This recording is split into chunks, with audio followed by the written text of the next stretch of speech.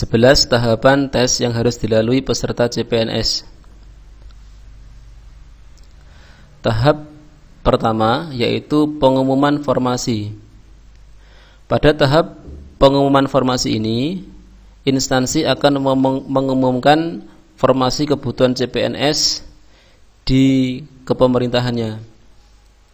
Jadi, ini saya ambil contoh di suatu kabupaten X, ya. Ini mengumumkan penerimaan calon pegawai negeri sipil di lingkungan pemerintah. Nah, ini ada beberapa hal yang harus dipenuhi ya persyaratannya. Yang pertama ini adalah warga Indonesia, terus kemudian ada umur dan lain sebagainya. Ini ada syarat-syaratnya yang harus dipenuhi oleh peserta.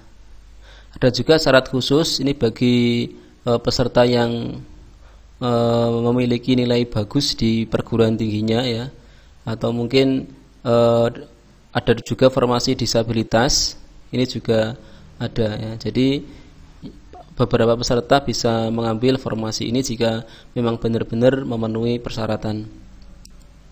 Oke, langkah berikutnya adalah masih berikutnya tata cara pendaftaran.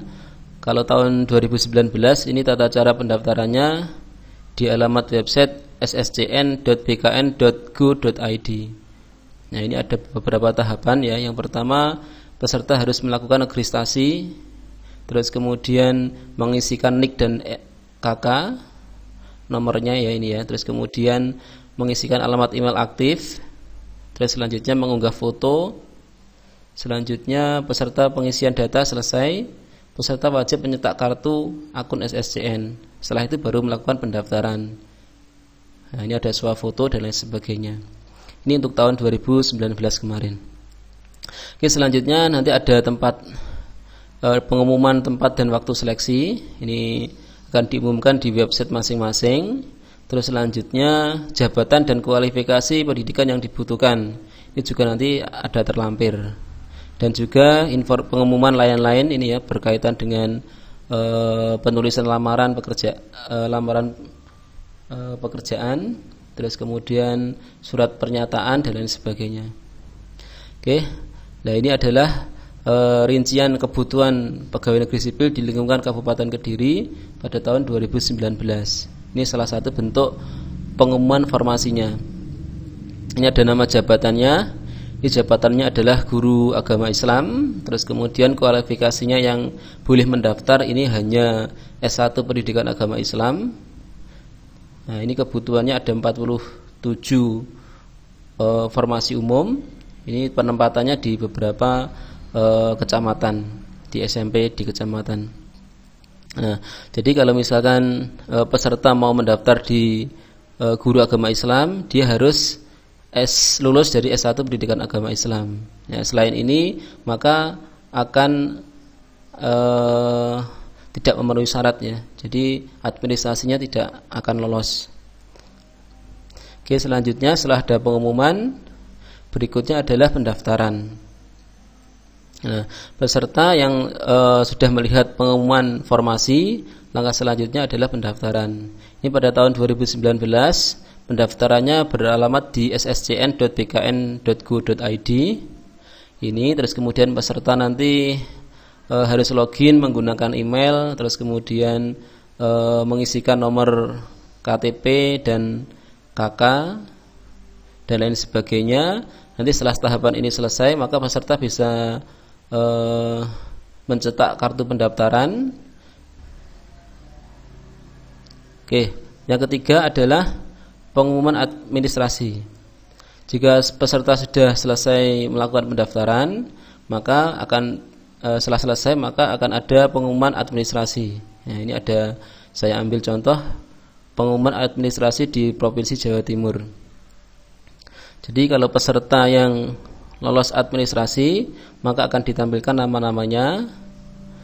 Nah, ini ada nama Darina Hevina, pada lahir sekian, nomor registrasi sekian, jabatan sekian, formasinya cum laude, terus kemudian pendidikan S1 Kesehatan Masyarakat. Nah, bagi teman-teman yang tidak lolos administrasi, jangan khawatir karena instansi akan memberikan masa sanggah, ya, di mana peserta yang tidak lolos, ya, jika peserta merasa persyaratannya sudah lengkap ternyata tidak lolos, maka bisa mengajukan sanggah. Nah, beberapa hal yang tidak boleh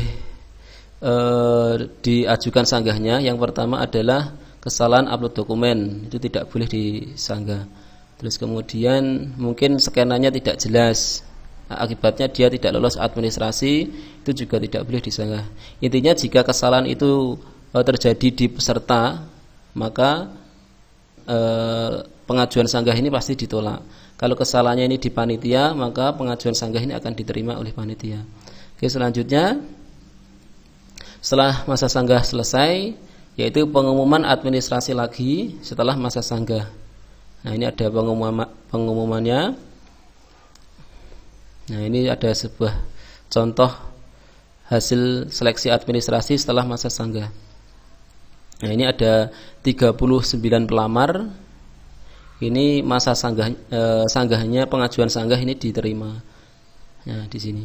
Terus kemudian tahap yang keenam adalah jadwal SKD dan pelaksanaan SKD, ya. Jadi SKD ini adalah seleksi kompetensi dasar. Nah, ini nanti akan ada pengumuman pelaksanaan.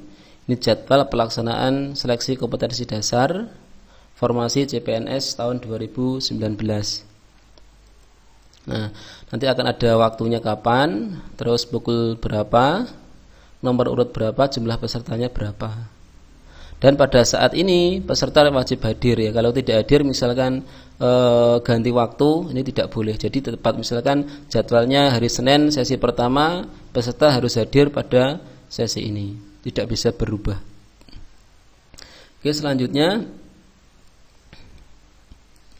ada lampiran. Ini lampirannya, misalkan nomor urut 897, nomor peserta sekian, nama sekian, namanya ini, tanggal ujian ini, sesinya ini. Ini pelaksanaannya.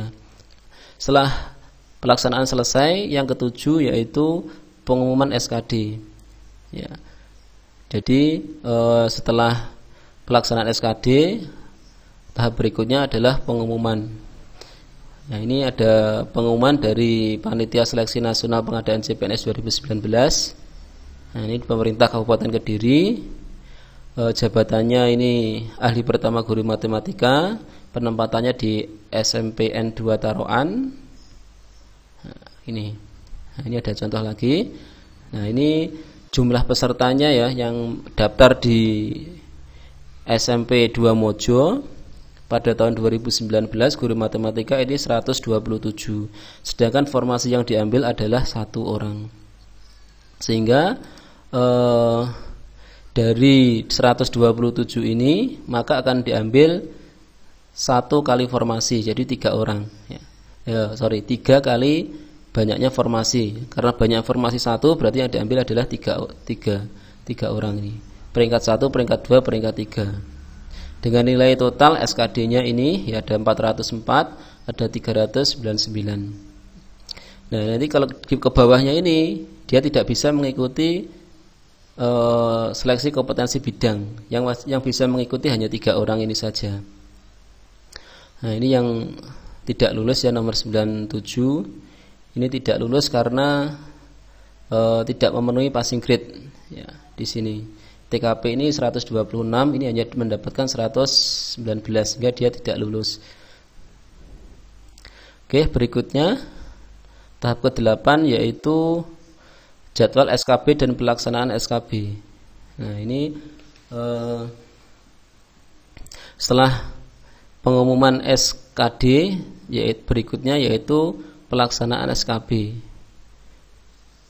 Pelaksanaan SKB nanti ada jadwalnya juga tersendiri. Nah, terus kemudian ada juga hasilnya. Nanti ini masih pelaksanaannya, jadwal pelaksanaannya. Berikutnya adalah pengumuman integrasi SKB dan SKD. Nah, nanti ada pengumuman lagi. Nah, ini ada 3 orang, ya, 3 orang yang lolos SKD tadi, tapi dipilih 1 orang setelah SKB-nya didapatkan nilai, maka dipilih 1 orang saja yang mendapat nilai integrasi SKD dan SKB-nya terbaik, ya. Ini misalkan ada seseorang yang bernama Muhammad Arifin Isnaini, ini yang lolos. Sedangkan nomor 2 dan 3 ini tidak lolos, ini tidak lulus. Nomor tahap 10 adalah pemberkasan. Setelah peserta dinyatakan lolos SKB dan SKD-nya memenuhi syarat untuk melanjutkan pemberkasan, maka tahap berikutnya yang ke-10 ini adalah pemberkasan. Kalau tahun kemarin pemberkasannya online ya, karena adanya pandemi sehingga pemberkasan semuanya online. Mulai dari pas foto, terus kemudian SKCK, keterangan bebas narkoba, ijazah, dan transkrip nilai, bukti pengalaman kerja dan lain sebagainya, ini dilaksanakan secara online atau daring. Oke, terakhir adalah pengusulan NIP. Kalau pemberkasannya oke, maka selanjutnya yaitu tinggal menunggu NIP peserta itu turun. Ya, setelah NIP peserta turun, maka nanti akan ada surat bahwa kita bisa melaksanakan tugas di instansi atau satuan kerja yang kita lamar. Mungkin itu dari saya, mudah-mudahan bermanfaat. Assalamualaikum warahmatullahi wabarakatuh.